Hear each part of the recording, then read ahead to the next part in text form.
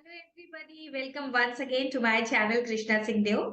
आज की वीडियो है क्लास 12 के स्टूडेंट्स के लिए जिनका एक सब्जेक्ट है economics. So this video is equally important for both ISC and CBSE board students.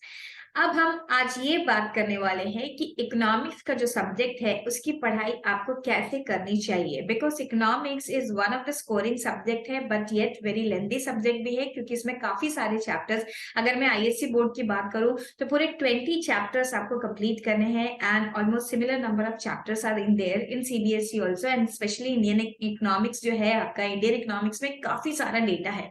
तो हम प्रिपरेशन कैसे करें?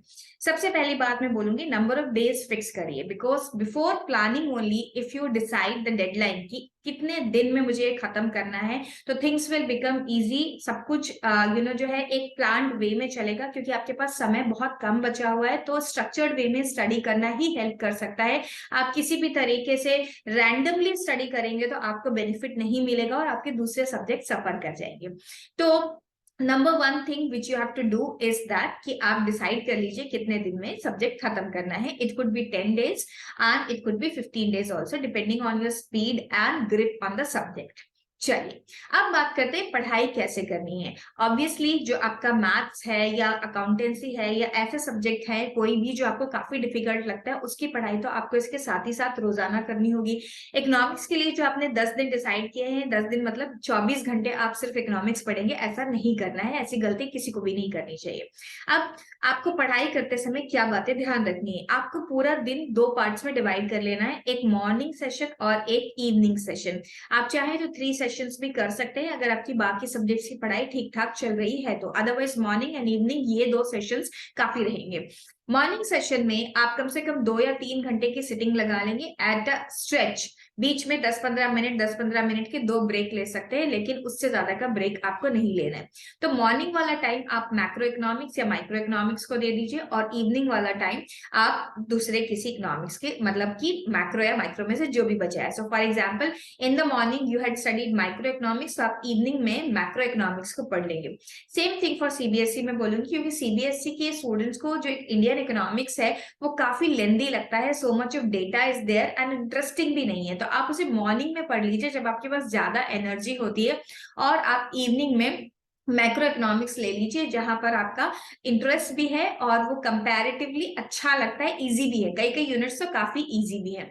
एंड बात करते हैं न्यूमेरिकल्स की, तो न्यूमेरिकल्स हमें कब करनी चाहिए? न्यूमेरिकल्स हमें तब करनी चाहिए जब हमें बहुत ज्यादा नींद आ रही हो। यस, आफ्टरनून का टाइम जो है जहां पर नींद आ रही है, तब आप क्या कर सकते हैं, आप न्यूमेरिकल ऑफ नेशनल इनकम लेकर के बैठ सकते हैं। आप numerical from income and employment chapter से ले सकते हैं, किनीशियन थ्योरी का जो मल्टीप्लायर है उसके क्वेश्चंस लेके बैठ सकते हैं, या फिर cost and revenue analysis ISC students के लिए वहां से लेके बैठ सकते हैं। तो ऐसा कोई भी न्यूमेरिकल आप वहां पर उस समय जब आपको बहुत ज्यादा प्रोडक्टिविटी नजर नहीं आ रही हो, आपको लेथार्जिक फील हो रहा, तब करने बैठ जाइए, तो नींद जो है आपकी दूर भाग जाएगी।